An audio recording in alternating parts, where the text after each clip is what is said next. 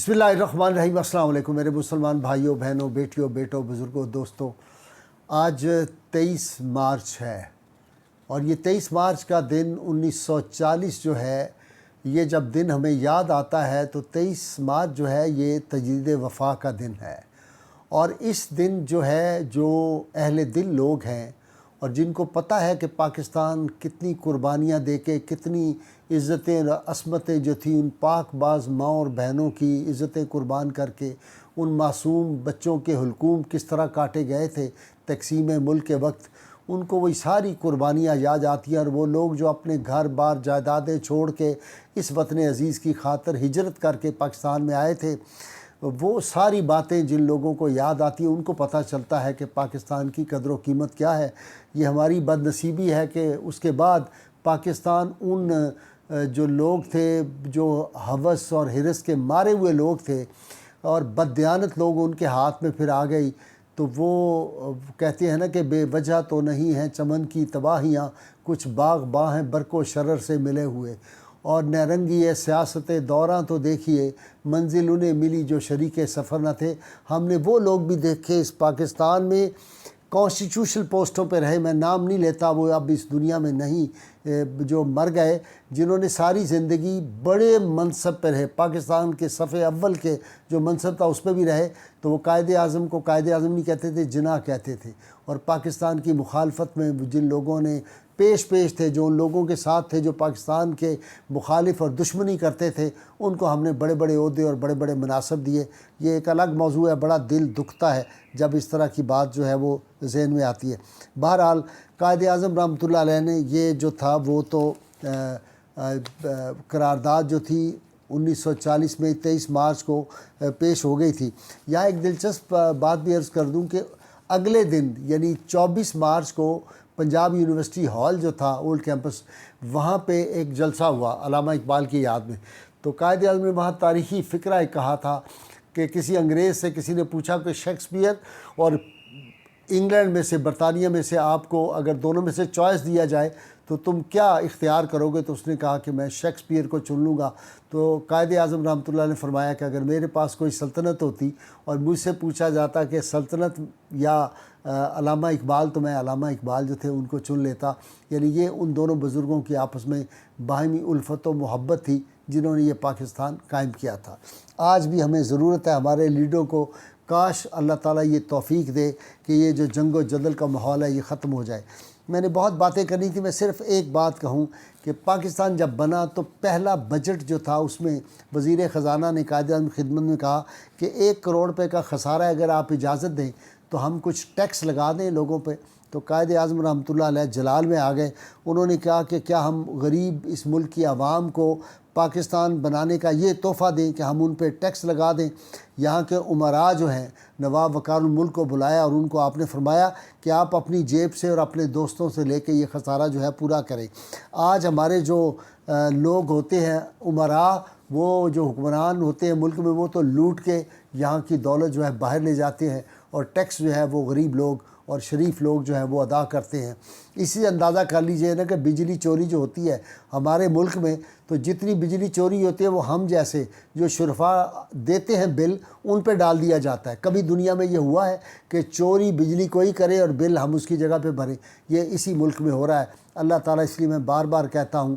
کہ دعا کیا کریں کہ اللہ تعالیٰ اس حضرت فضیل بن عیاض رحمۃ اللہ علیہ کا ایک قول یاد آتا ہے، آپ فرمایا کرتے تھے اگر اللہ تعالیٰ مجھے اختیار دے کہ میری ایک دعا اللہ کریم فرمائیں کہ تمہاری قبول کر لیں گے، تو میں یہ دعا مانگوں کہ یا اللہ حکمران نیک عطا فرما دے، نیک حکمران عطا فرما دے، دیانتدار حکمران عطا فرما دے، سارے مسائل جو ہے وہ حل ہو جائیں گے۔ آپ جانتے ہیں ہمیں کیسے کیسے حکمران ملے ہوئے تھے اور کیسے ملے ہوئے ہیں۔ اللہ تعالیٰ ہمیں پاکستان کو کوئی صلاح الدین ایوبی، کوئی سلطان محمود غزنوی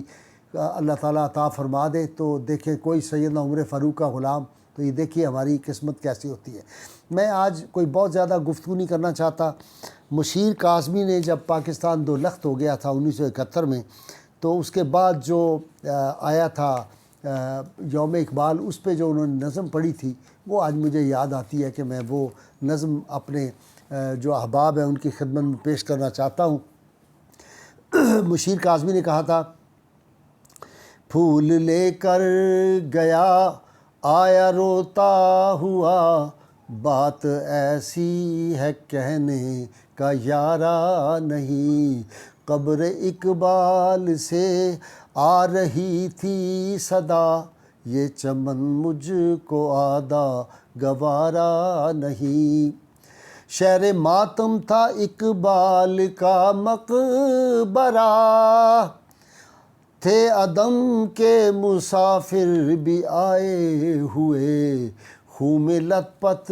کھڑے تھے لیاقت علی، روح قائد بھی سر کو جھکائے ہوئے، کہہ رہے تھے سبھی کیا غضب ہو گیا، یہ تصور تو ہرگز ہمارا نہیں، قبر اقبال سے آ رہی تھی صدا، یہ چمن مجھ کو آدھا گوارا نہیں، اور سرنگوں قبر پر تھا مینار وطن، کہہ رہا تھا کہ اے تاجدار وطن، آج کے نوجوان کو بھلا کیا خبر، کیسے قائم ہوا یہ حصار وطن، جس کی خاطر کٹے قوم کے مرد و زن، ان کی تصویر ہے یہ مینارہ نہیں، قبر اقبال سے آ رہی تھی صدا، یہ چمن مجھ کو آدھا گوارا نہیں،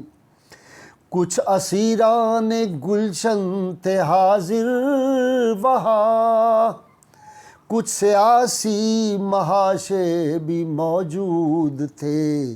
چاند تاروں کے پرچم میں لپٹے ہوئے، چاند تاروں کے لاشیں بھی موجود تھے، میرا ہنسنا تو پہلے بھی ایک جرم تھا، میرا رونا بھی ان کو گوارا نہیں، قبر اقبال سے آ رہی تھی صدا، اور کیا فسانہ کہوں ماضی و حال کا، شعر تھا میں بھی ایک ارض بنگال کا، شرق سے غرب تک میری پرواز تھی، ایک شاہی تھا میں ذہن اقبال کا، ایک بازو پہ اڑتا ہوں میں آج کل، دوسرا دشمنوں کو گوارا نہیں، قبر اقبال سے، اور یوں تو ہونے کو گھر ہے سلامت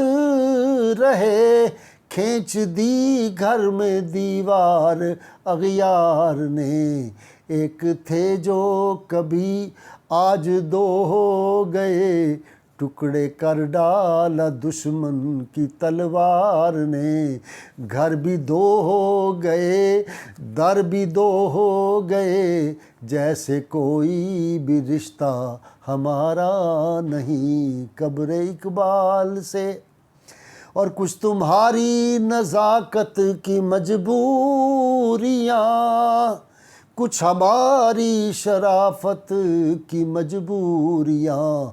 تم نے روکے محبت کے خود راستے، اس طرح ہم میں ہوتی گئی دوریاں، بول تو دوں میں راز محبت مگر، تیری رسوائیاں بھی گوارا نہیں، قبر اقبال سے، وہ جو تصویر مجھ کو دکھائی گئی،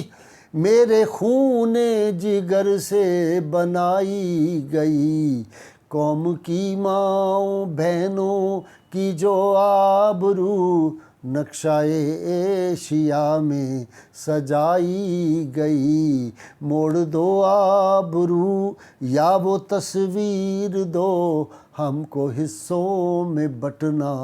گوارا نہیں، قبر اقبال سے آ رہی تھی صدا، یہ چمن مجھ کو آدھا گوارا نہیں، پھول لے کر